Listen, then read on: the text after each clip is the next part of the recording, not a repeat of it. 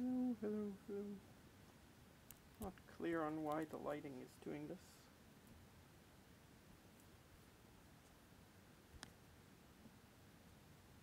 Alright. I'm confident that we are in fact recording. So, hi everyone. I've done something very exciting. Basically, I have taken your most challenging prompt and I've written an essay outline for it, which I am 100% certain would get a 9. 100% certain of this. Would get a 10 if people were just. And it's basically my way of modeling for you what I'm going to teach you, which is very hard, namely making arguments about, well, understanding the word namely, but beyond that, making arguments about language, which is pretty impressive, and using evidence that you don't normally see in English classes, but which will really take you from the 5, 6, 7 to the 8, 9 very quickly if you master this. And as I go through my outline, I'll talk about a bunch of things, but among them will be how am I hitting those assessment objectives, because that's what examiners want to know. If you see notes on your final drafts, they'll often say, I don't know if you're allowed to see them, but they'll often say, here's where they're hitting that assessment objective. Here is where they're hitting this assessment objective. And so I want to show you as I go through this outline both what I'm trying to do and how I'm hitting those assessment objectives. To my view, spectacularly well. Very proud of myself. Part of the joy of these videos for me is that I learn a lot in the process of making them.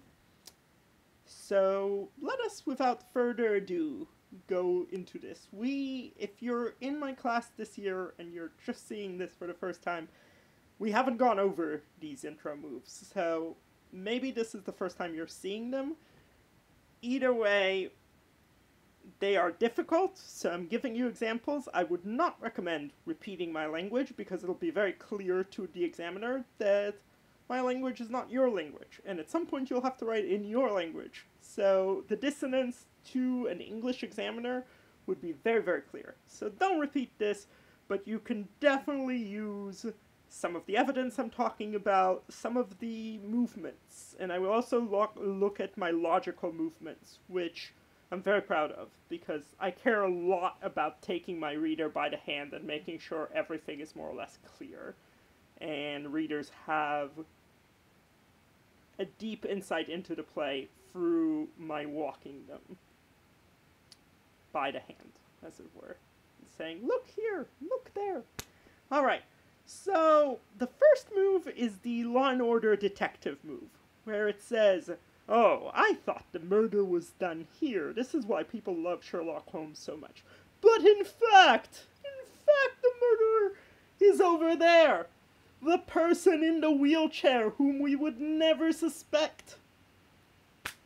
The person, the clerk, the innocent-looking clerk who had nothing to do with the deceased, in fact stood to inherit a great deal through some kind of whatnot. It's always the pleasure of realizing that what seemed to be isn't. That's the first move. That's my initial thing. And how you make that move is you go backwards. You say, okay, I have an argument. In my case, the argument that language creates violence in this play. People are pissed at words. They're pissed at each other for how they use words. They constantly have a problem communicating. And even their letters don't reach their destination. It's really, really hard to communicate. And this leads to, well, murder.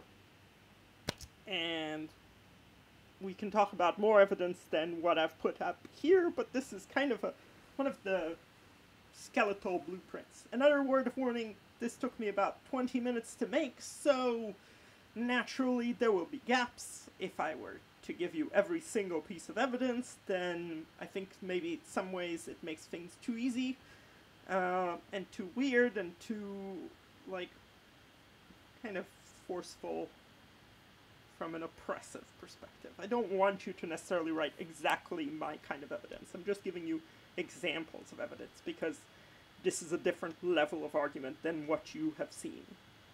English classes rarely think about texts as talking about language directly, making an argument about language. Shakespeare makes this very easy, very clear to you, as we will see from my evidence. He doesn't leave it to chance. Okay, so seemingly but actually. So my actually is that violence is caused by language. Therefore my seemingly should be that violence was caused by something else. Or an alternative would be that seemingly language is a great thing, but in fact it creates violence. But I really do think that the seemingly is much clearer on the there are other causes of violence side of things. It's very, very clear that there is a stereotyping of Italian tempers, which, I mean, literally we are told are motivating characters' violence, and the heat of these Verona days is the line that says, look, this is crazy. This is crazy. How is a person to be sane with such heat? And you can imagine an Elizabethan audience deeply enjoying this. Now, every time I say the word Elizabethan, that immediately hits the assessment objective. I'm gonna say either 2 or 3. I forget my numbers. But the one that hits the context. Elizabethan equals context. It's very clear. Because we're not in the Elizabethan period anymore. So clearly we're reading this text in the context of its time. Okay, so very clear that this motivates things. In Fair Verona, where we lay our scene, is one of the earliest lines of the play, which suggests that it's pivotal to the play. B, the long-standing feud between the families. Again, in the prologue, you're not going to read about language causing anything. First scene, you'll read plenty of language causing things, causing violence. In the beginning, we have several arguments. Fate, like a pair of star-crossed lovers take their lives, star-crossed. And the feud from forth the fatal loins of these two families. Families constantly in arms, etc.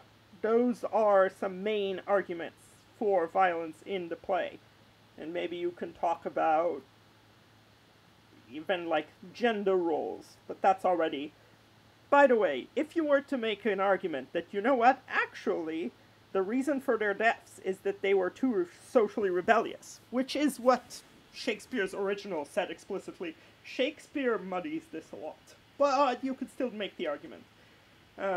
You could have the very same opening, which is we would expect the tragedy to be emerging from all of these, but in fact it is the rebellion towards gender norms that creates the violence. Okay, so this is the opening. You go with your argument, but then you make it appear to be deeper, and in fact make it deeper by saying, well, it might look to a lot of people, it's very arguable, that there are other arguments, that there's someone else who committed the murder. And that's probably why so many detective stories go through the process of the failed discovery of, I thought so in the beginning too, but look, upon further inspection. Seemingly, but actually. Alright, second move, hard question. You ask the reader an unusual question, brings him straight into a deeper understanding of the text. This covers the assessment objective. From now on I'll call them AOs, but they are assessment objectives. The AO that talks about cohesive evaluation of the language of the text, and a deep engagement with the text and critical language used. All of these things are shown by this move where you're asking a difficult question of the text. You have to know the text fairly well to think about how so many characters in the play are outraged with language. If you did not know the play very well, the first time I read the play, I didn't realize so many characters were saying, "Ah, this word, I hate this word! Hate that word!" Like, one of the only things that unite Tybalt and Capulet and Romeo and Juliet, they all have a problem with words. And Mercutio. It's just practically... And then we would go through the list in the introduction. Why? Because we're showing the broader context, we're showing our knowledge of the play. We would literally have one-word quotes. Romeo speaks of his hatred of, quote, banishment, the word banishment. So 3-word quote. Juliet speaks of that word to me is more than 1,000 deaths. 1 word. Again, you could Gutenberg, you can look at an online version of the text, very easy to find on Google, then search through keyword word and see how much hatred is expended on language. And then, by that time, you've spent like 6 lines of the introduction, but the reader is blown away with your knowledge of the play. Because you've just hit different scenes, different characters, a whole different context for the play.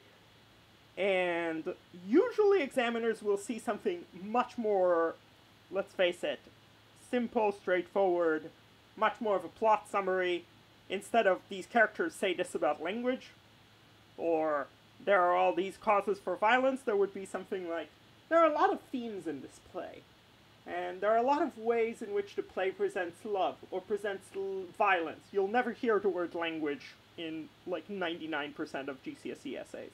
This is already going to put you, to my mind, in a really elevated post, assuming you can handle the evidence, which will be trickier than if you're making easier arguments.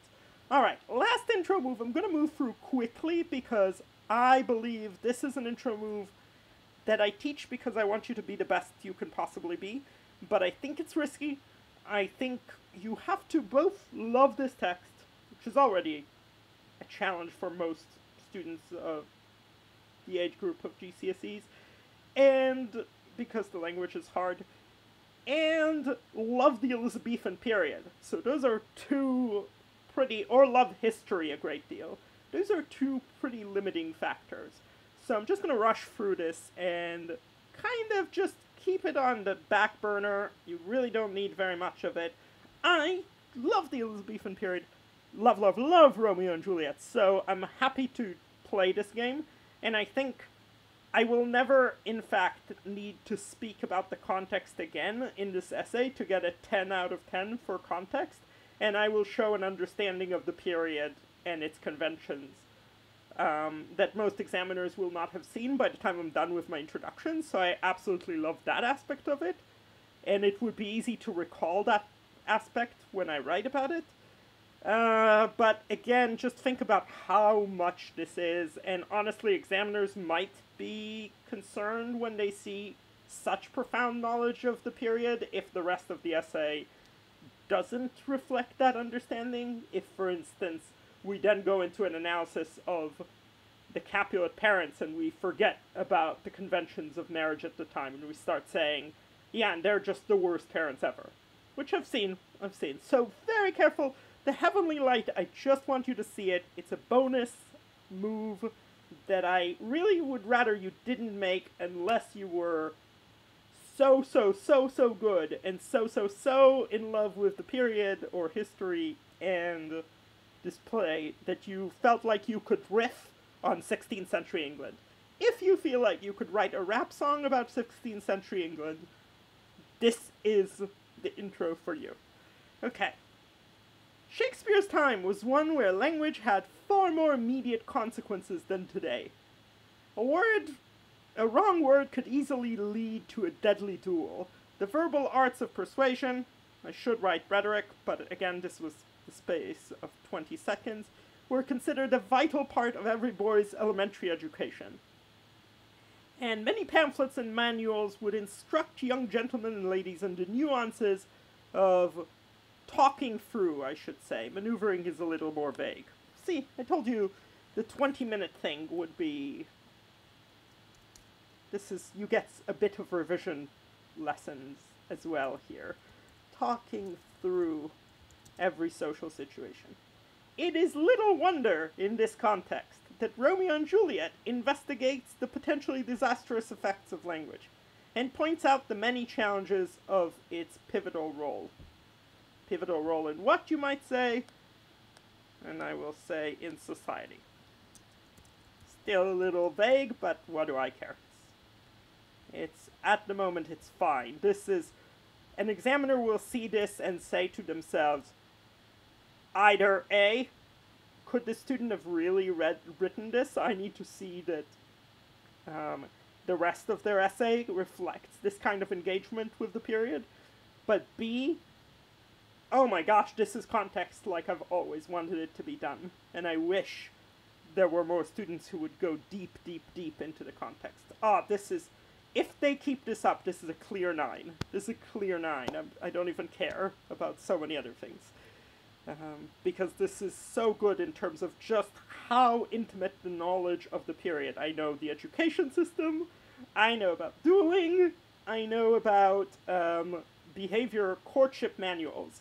So 3 aspects of the Elizabethan period, at least 2 of which most people who are familiar with Shakespeare and the Elizabethans may not know. May not know about the importance of rhetoric, and they may not know. Anyway, this is almost a bragging paragraph, but I do want to give you some moves that are just for, maybe for the A-levelers among you, future A-levelers.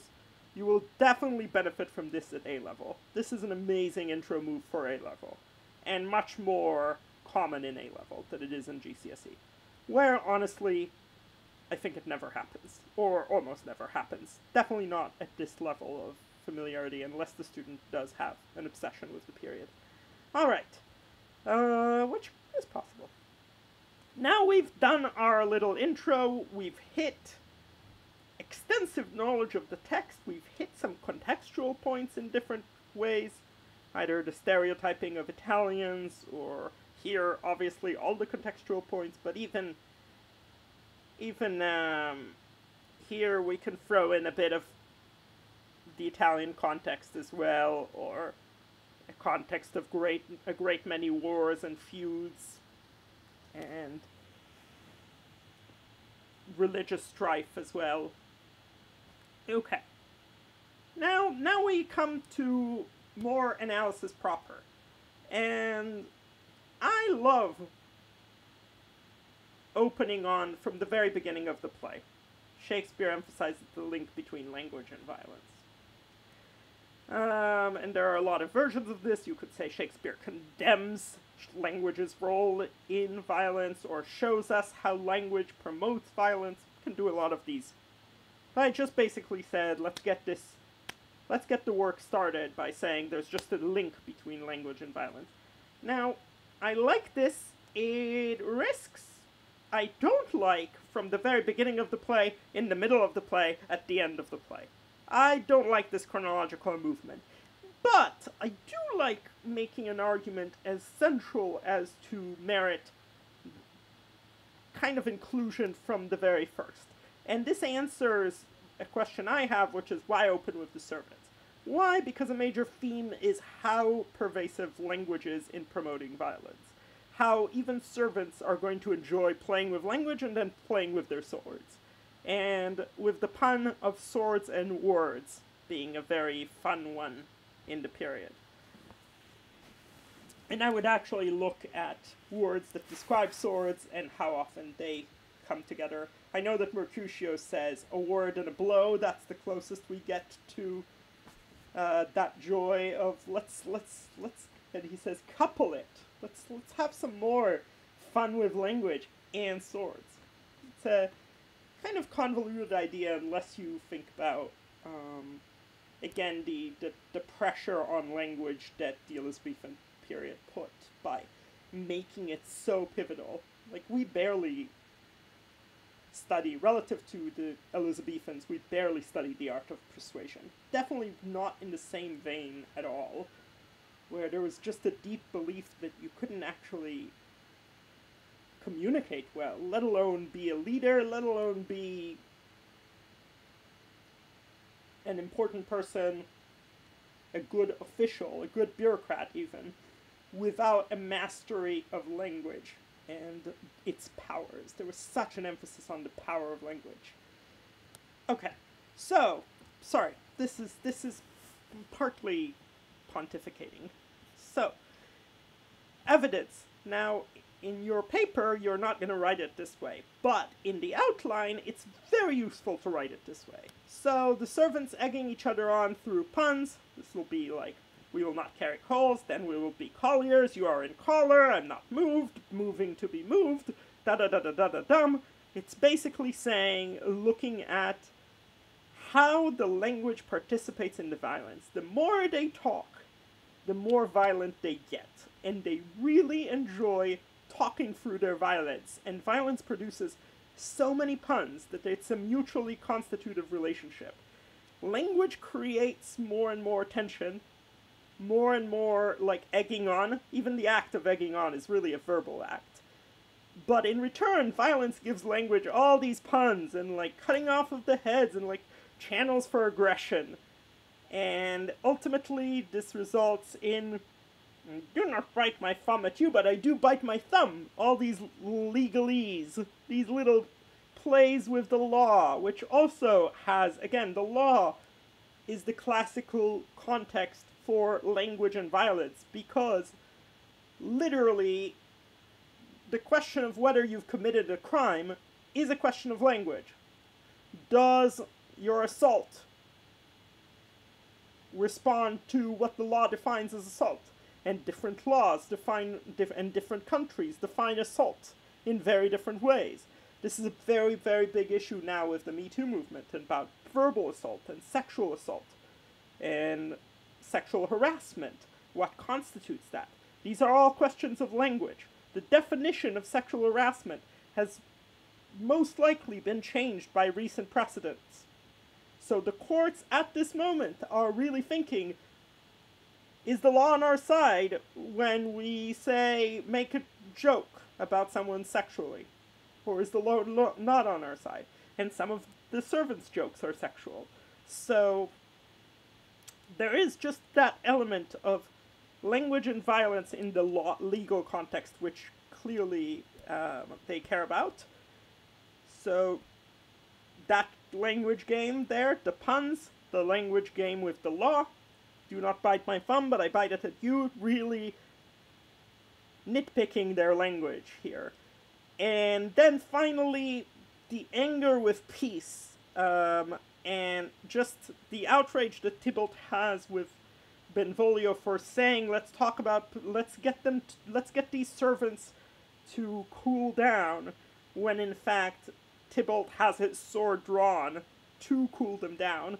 And it's like, what? Drawn and talk of peace. It's that gap between, you can say whatever you want, you still have your sword drawn. This is really bad. And the hatred of the duplicity of language already there. And then, again, the prince comes in and he says, this is a brawl bred of an airy word. You've disturbed the quiet of our streets. So our streets had no language, and that was very peaceful. And now you, with all your noise, all your ruckus. Ruckus is a great word to account for that link between language and violence. It is loud, and it is violent. And it's partly the verbal loudness that creates the violence. Like, if there was no talking between the servants, there was no back talk, there would be no fighting. There would be no fighting. It's, the first thing that happens when he bites his thumb, when he just suggests a challenge, is there's a language comes in, do you bite your thumb at us? There's immediately a question of, will you couple the word with the blow, etc. Okay. Alright. Now, body paragraph 2, this is where we're hitting engagement with the text full on. This is where we're really doing a lot of heavy lifting for the assessment objective that goes engagement with the text and critical style. Critical and personal styles are, can you use the jargon of the play? Petrarch's rhetoric. We'll talk about it in class. Don't worry if you don't know what I'm referring to. But it basically links love to despair.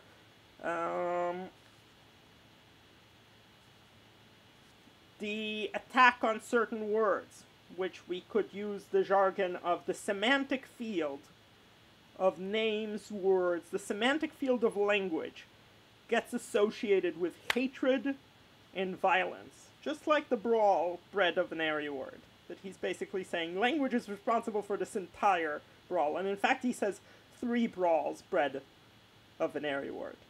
It's like this extraordinary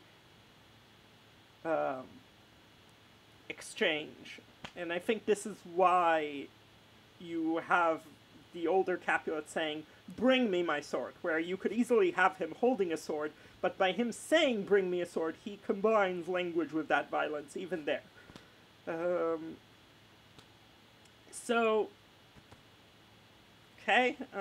And in the evidence I also talked about, okay, but the prince comes in and he decrees, he uses his language to say, enough of this nonsense, and he stops it, yes, but the prince is also the one that's most subduing language to his will, that speaks in heroic couplet, that alliterates, that has these really, really measured sentences, really good parallelisms, and under those circumstances, with language well ensconced in significant poetry, yes, you can achieve peace. It's almost you've quieted down the violence of common street language and, just the language of passion that will pervade this play. Okay, moving on. But it is not merely those obsessed with the feud that live and die through language. Good.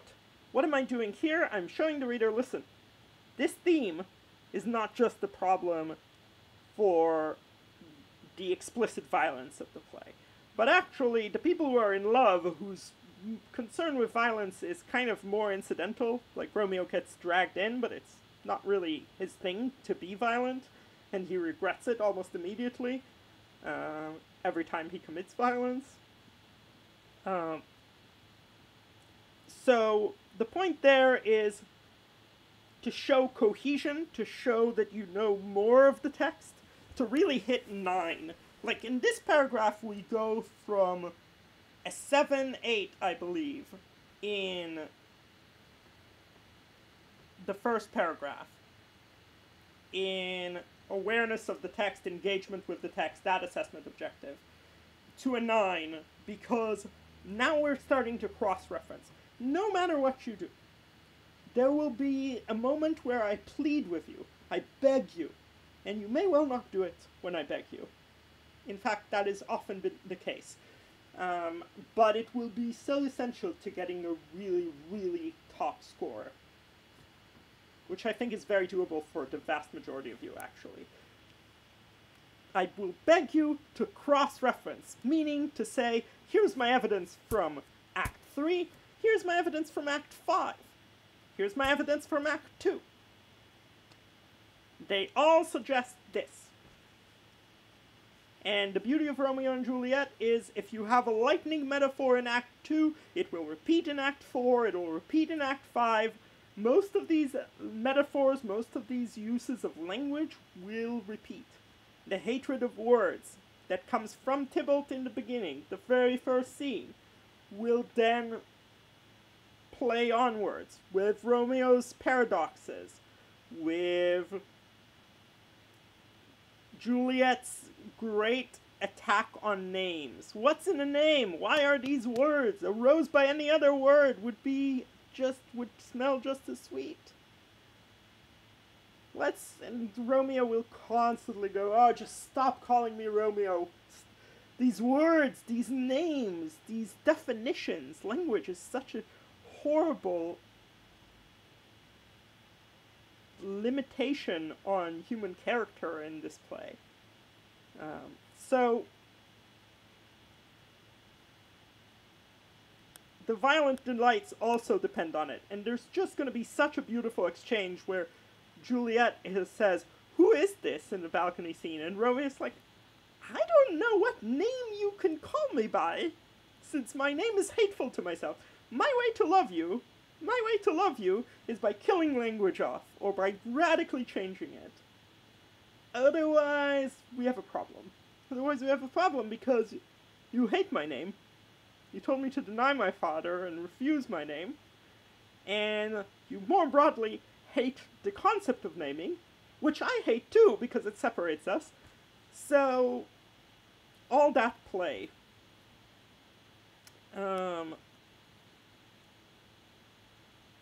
Is, as I wrote here, the battle with their names is more an attack on the idea than an attack on the ideas of honor and patriarchy, which you could also say it is. It's an attack on language as their main tool. And then the other evidence is Romeo's word for banishment. He's like, much better to say death. Just don't say that word. How can you say that word? And there was a big debate about, well, I'll give you armor against that word. I'll protect you from that awful word. It really is, the power of language here is nearly mystical. It reminds me of Kabbalistic and witchcrafting circles, which Shakespeare was quite invested in, like the world of witches as well. And I think partly because there's so much power to words there, that witches, you just say, kind of like Harry Potter, you just say a word and you kill someone. And there's some of that magic in being a playwright, which we'll get to in the conclusion. But a playwright just writes a word, and that's it. Romeo dies. That's how he dies. He dies by the playwright writing a word. So there's there's a meta-theatrical truth to this. Alright, body paragraph 2, we've expanded the reach of our argument. So again, one way to do this is, let's say you're doing idealism, and you're talking about Romeo and Juliet mostly, but you may say, listen, this permeates the play. It even reaches as far as the nurse at times, the friar at times, who are much less idealistic. It reaches them. It hits them. They do things. They risk their lives for this love. And it also reaches, it's also part of Capulet's character at various times. So again, we do want to be able to say, we're going to talk about a main appearance of this theme in these feuds and how language happens in these feuds. I would say Act 1, Scene 1, and then Act 3, whichever scene ends up with the murders, the multiple murders. I'm going to say Scene 1, but I could be wrong and it's Scene 2. I don't want to fact check myself mid-video. Those are your bread and butter for the argument, violence and language. And trust me when I say, language will be all over it. It'll be very, very in your face. It will not be about you having to look for language. Language will find you. It'll be language about language. Like Romeo, before he kills Tybalt, spoiler alert, will say, give me that word villain again. We need the language back. We need the language of insults back so that I can kill you legally. Okay. So again, you cannot have all this violence unless you have the language regulating it. Maybe even civilizing it. Civil is a big word for Shakespeare. So maybe even making it gentlemanly. You can't just murder someone. But if there's the construct of language of insult and rebuttal and dueling and challenges, then you can kill them. Kill away. And it's a big part of it. Okay.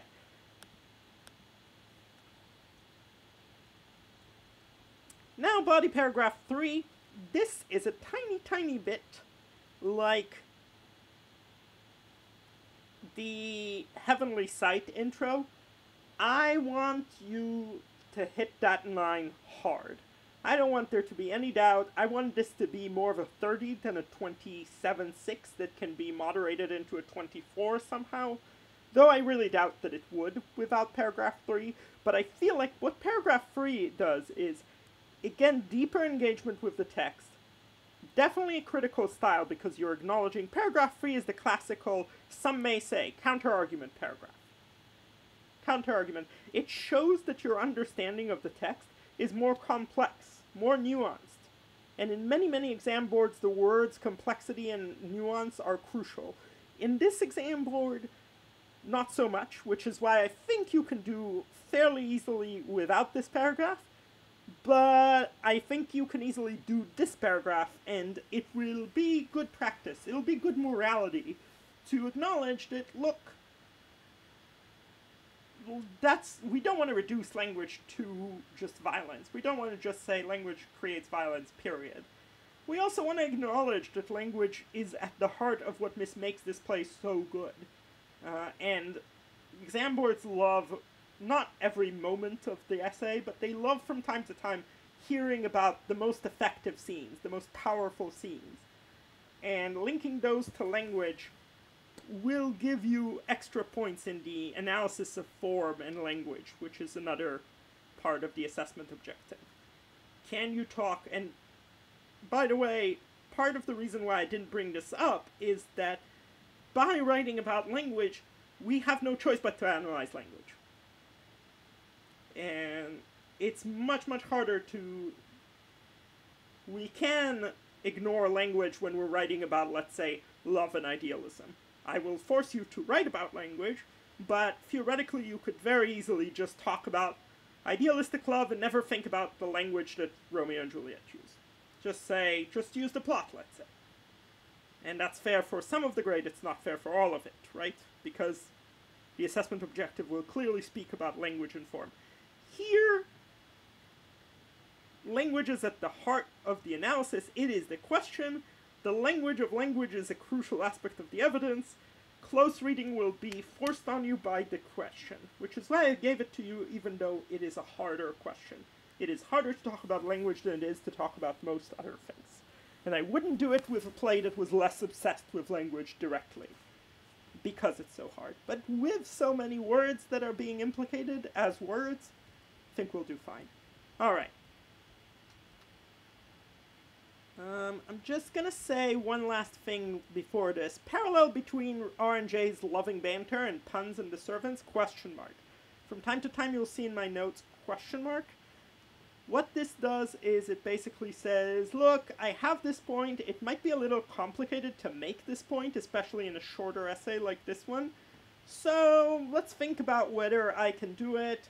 If I was your age, I would never do it. I would never create that parallel between the banters because it's super hard to make that link consistent and focused, and we honestly have easier fish to fry.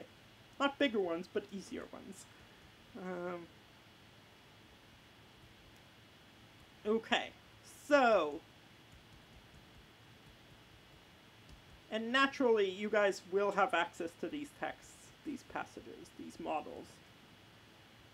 Okay, paragraph 3, the counter-argument, the hitting the 30 over the head, the real... Okay.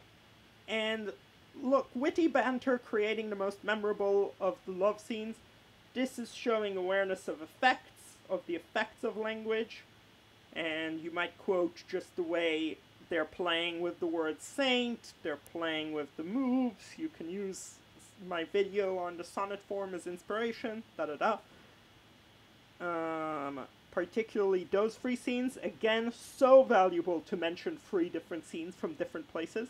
In all these scenes, the language, the games of language that Romeo and Juliet play are spectacular.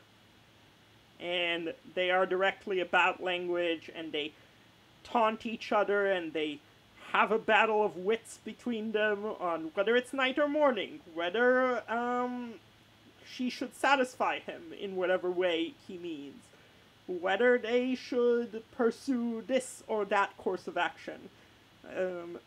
Either way, there's always witty repartee. That's a big part of what makes Juliet such a rebel, is she does not just passively accept whatever Romeo says. Anyway, so it's beautiful to just show snippets of banter.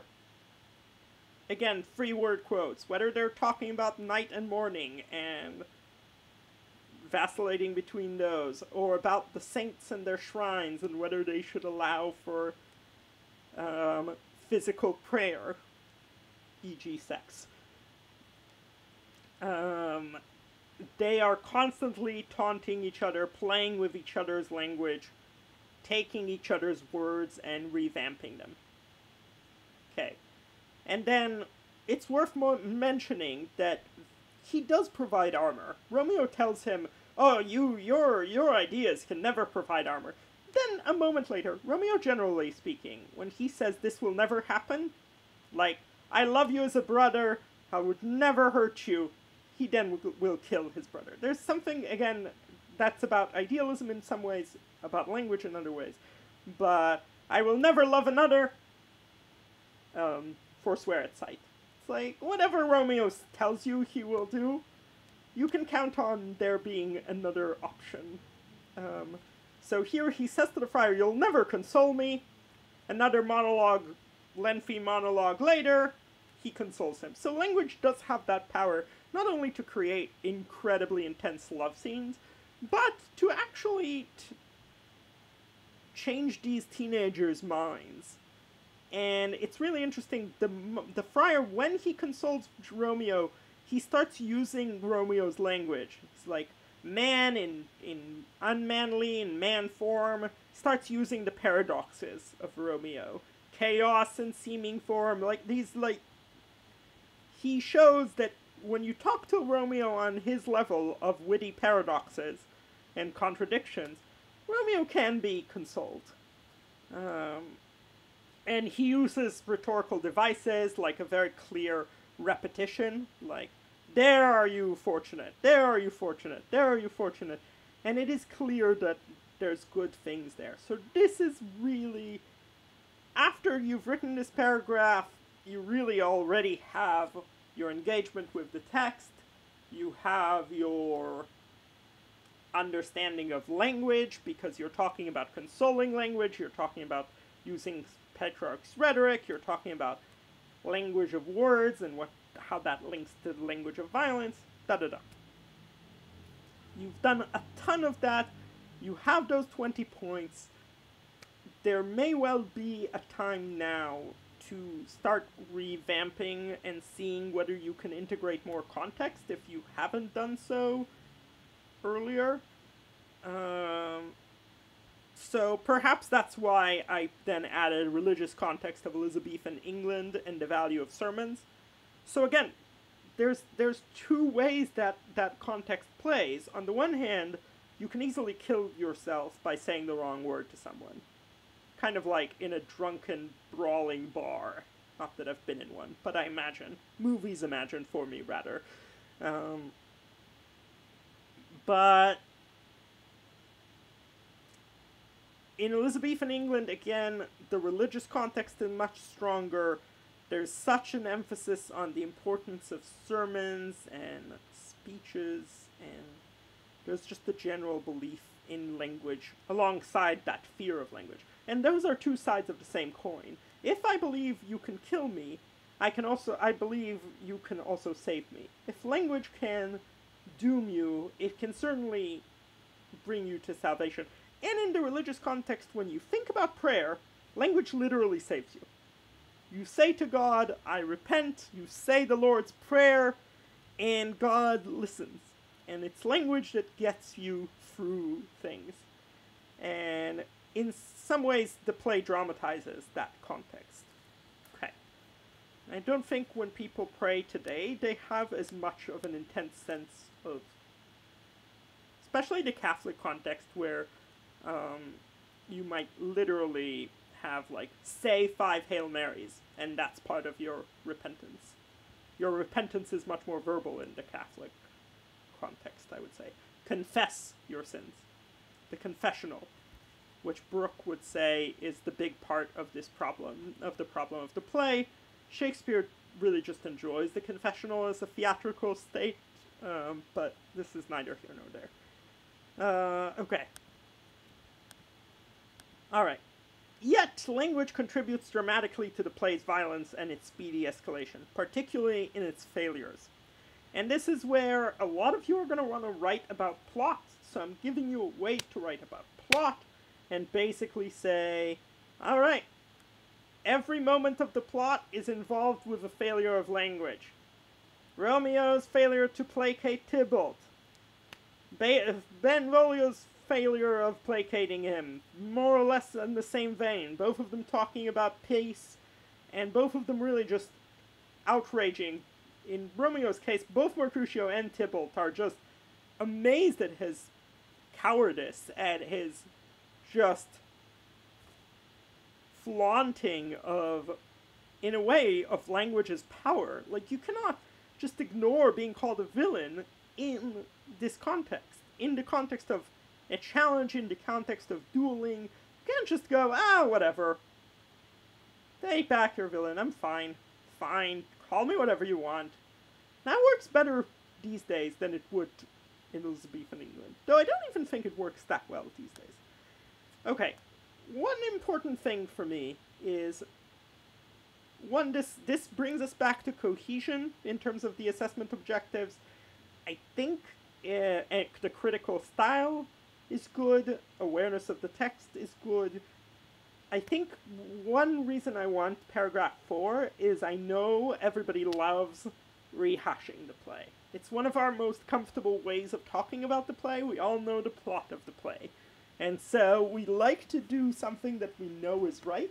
And I'm telling you, fine, but use the plot to talk about what happens to your theme. So if you're doing idealizing, talk about what the plot does to an idealistic moment. Like, how long does Capulet's idealism last? How long does Romeo's idealism of Rosalind last? So talk about the plot in relation to. Don't just say, Romeo idealizes Rosalind. He then idealizes Juliet. Talk about actually what happens to the idealism in the plot and how that plot shapes the meaning. What does it show us about the fragility, the temporary nature of treating someone as a god? So here, just a bunch of instances where people are trying to talk through violence. They're trying to avoid violence by using measured, tempered words, and they fail miserably, which shows you that language is really limited. Juliet, perhaps the way in which she subverts her gender norms is by how masterful she is with language. Like, more masterful than I will ever be, more masterful than Romeo would ever be, more masterful than Mercutio, more masterful than anyone, because she has this thread-thin ability to control meaning, so that she's saying one thing to you and one thing to the character.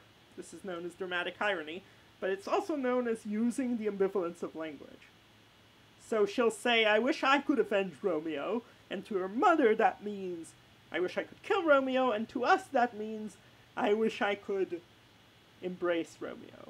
And that, the ability to use those words that kind of work on different levels consistently in a culture that tells women to be quiet, which I think in some ways is still our culture, sadly, in more ways than we are willing to admit, but the Elizabethans had no problem admitting it, to the point where women couldn't be witnesses, so in a very clear way their voice didn't matter. Okay, so the fact that she fails when she is such a mistress of rhetoric is heartbreaking, and it suggests just the limits of language. And he specifically goes after her kind of rhetorical maneuvering of love and hate that is a very Petrarchan thing. She's like, yes, I realize you mean to love me, but this is hateful. And she thinks that by calling it love, she'll placate her dad. Her dad will have none of it. For her dad, this is just nonsense. I give you thanks, but I don't actually do anything that thanks you. This is ridiculous. And again, it's the same outrage that Tybalt has with Benvolio. It's not just pure outrage. It's the outrage of language that fails the action test. Like, what are you talking about with thanking me and realizing that I love you if you're going to go against my word, which is one of the greatest insults you can do as a daughter? What is this? What is this gap between language and action? Alright. And then a bunch of question marks for things that are, you know, at the end of the play, they are like, let's shake hands, let's build statues. There's an element here of where they're saying, listen, clearly talking hasn't worked out. Let's start start building things. Let's start actually making actions that will transcend this. Take my hand. Take my hand. Or maybe the prince says, take each other's hands. Like, I'm done talking to you in some ways. Like, this is ridiculous. Look at what all the talking has done. All the brawls out of airy words from scene 1. So, and then when one of the reasons we know things are going to go well is we've moved beyond this and they're building golden statues. And they're not just going to talk a good game now, they're going to build the good game as well. Okay. Whew. This point, we should definitely be hitting our word margins, but again, I'm assuming our word limitations. I'm assuming you won't necessarily write paragraph 3. I just want you to write it on some level. And now the conclusion. Now, let's be clear. Let's say you've written the 4 paragraphs, and then you write a conclusion that says, so we see here exactly what I've said, here's a summary. Romeo and Juliet, language and violence. Mercutio, language and violence. Tybalt, language and violence. Language and violence, language and violence in different ways and different things. The ambiguity, the puns, the da-da-da-da-dum, the da-da-da-da-dum. You just literally rehash. I think you'll get a 9. I really do. I really think that at this point, it's like in basketball, if you pass all the players, or in football, and you're just in front of the goal, or you're just about to hit a layup. At this point, you don't really need to dunk it. You don't really need to do a scissor kick. You don't need to do anything fancy. You can just summarize, you'll be home. You'll putt that, whatever it is. What is the golf ball called? Let's call it a golf ball. Clearly my limitations in verbalizing sports are very apparent. Anyway, so if you were to summarize, I would say too bad, but I would also say this is an amazing essay at this point. You've shown everything you can possibly show. You will wow examiners with any number of these pieces of evidence. You wouldn't even need to use all of them. You wouldn't need to use close to all of them. If you use 2 free pieces of evidence from different places, 3 pieces of evidence from different scenes in the play consistently, that's extraordinary. Usually people will talk about one quote, and they'll talk about it 3 different times, and they won't say very much new about that quote either. You're doing something completely different here. Or I'm doing, but really, you can see that this is something that's very doable for you. But, again, we want to take you to an A-level kind of place. We want to get you... What I do think... Okay, here's what I will say. If you've done paragraphs 1 to 4, paragraph 5 doesn't... You can kind of phone it in. You can do what Roger Federer does in his caramel commercials, where he goes, caramel. And you're very clear that he's the worst actor in history, and it's fine. He doesn't care. The point of the commercial is that he's Roger Federer and he's eating the caramel. It's not that he's the greatest actor in history and that he's deeply enjoying the caramel. It's like, caramel. It's like one of the most artificial commercials, and that's fine. But let's say you're not Roger Federer. You didn't write the 4 paragraphs of the century. You wrote some fairly middling paragraphs in between those paragraphs, let's say. Some of these arguments got a little out of hand. That's always going to happen, I feel, in some of the drafts.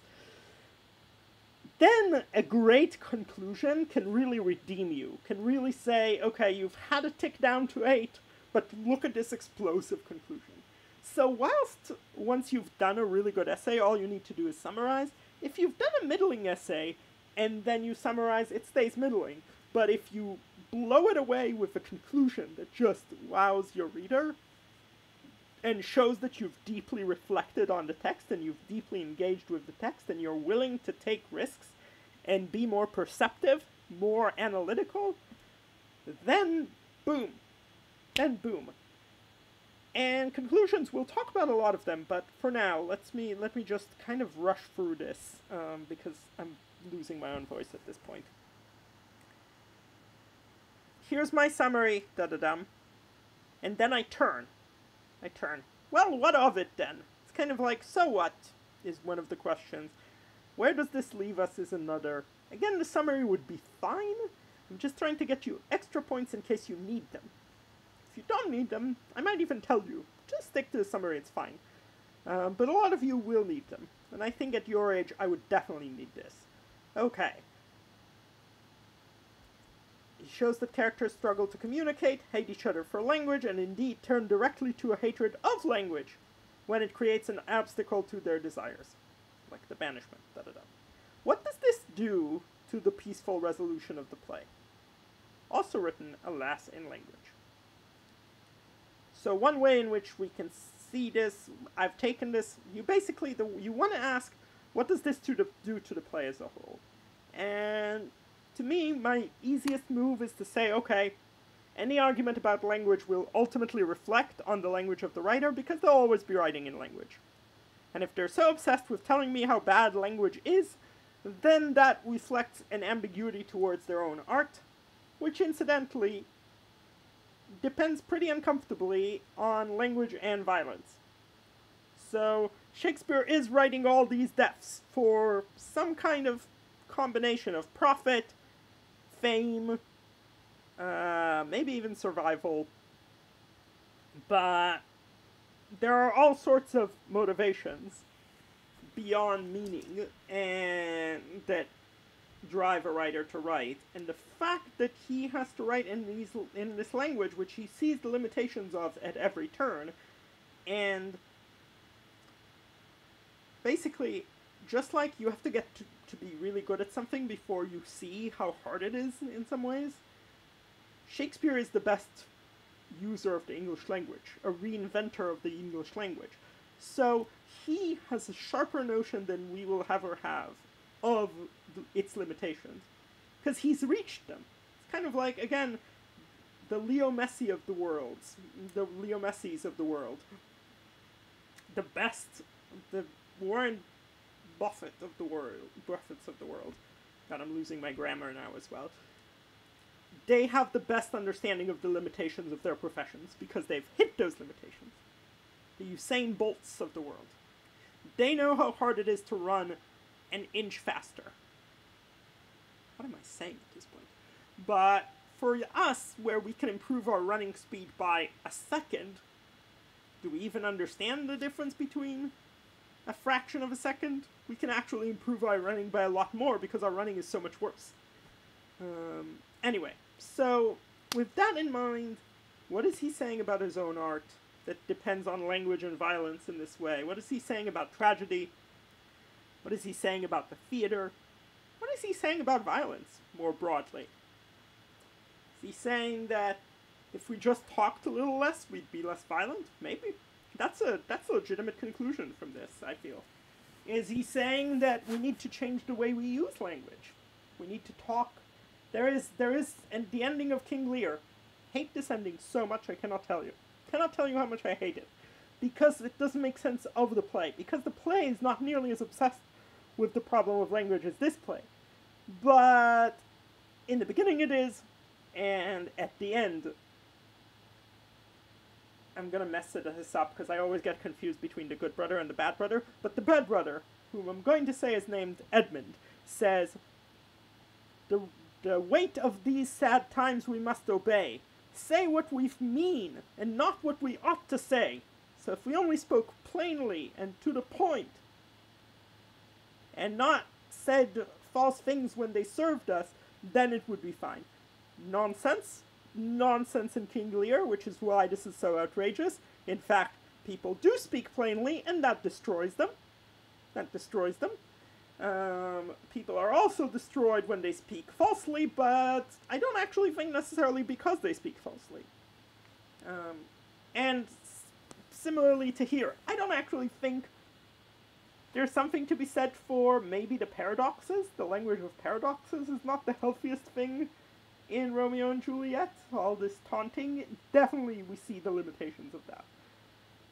Is it advocating is a certain kind of language? If we all spoke in heroic couplets like the prince, if we just made super careful use of language, would that help us? Doesn't help Paris, who also speaks in heroic couplets. Doesn't prevent his murder. Nope. So, I don't know. But I definitely think that's a way to go. That's a way to go. A certain kind of language. A certain kind of art is being advocated. A certain kind of theater. Or is just being, you know, exposed. Just being critical of it. It's fine to have a completely negative, especially since we threw in that really positive paragraph. It's fine to have a negative overall argument. Okay, that was it. You have this kind of essay, the framework of the essay, which is roughly cool introduction. We'll work on those. First paragraph, which is often the earliest instance, just to show how significant this is in terms of precedence, in terms of being first in the play or early in the play. Like the first thing we hear from Romeo is idealism. First thing we hear from Capulet is idealism. I don't know that the gender norms are just as explicitly there first. The gender norms take a while to be flushed out. But I think we can say that the oppressiveness of women plays a role from the very beginning. Like, one of the first lines is going to be about raping the maidens, shoving them against walls, etc.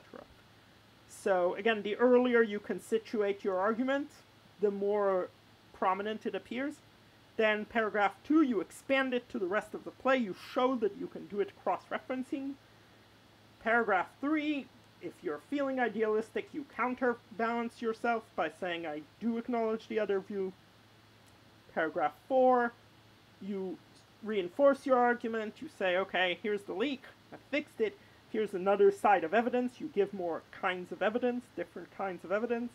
So if you've already written about the hatred of language, maybe now you talk about the role it has in the plot. How the letters don't make it. How language fails to even deliver basic messages. Like, darn guest lists are too hard for language in this play. A guest list cannot be done. Cannot be conveyed well. Which is just a bunch of names. Because the servant can't read. Alright. Thank you. Sorry this went long, but it's a whole essay in one. So I hope you enjoyed it. If you did, great. If you didn't, I still think it's productive for your essay writing, regardless of which prompt you choose, but obviously if you choose the first one. Alright, now comes the embarrassing moment. I will see you next week. Stop recording. Bye.